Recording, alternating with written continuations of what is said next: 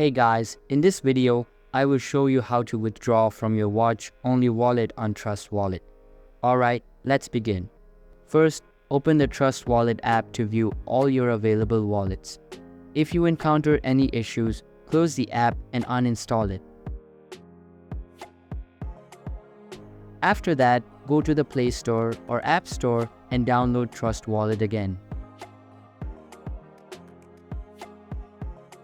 Once you have reinstalled the app, open your notes where you saved your recovery phrase.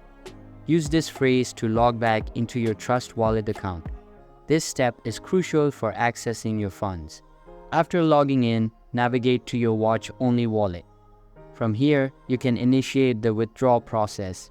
Select the amount you wish to withdraw and follow the prompts to complete the transaction.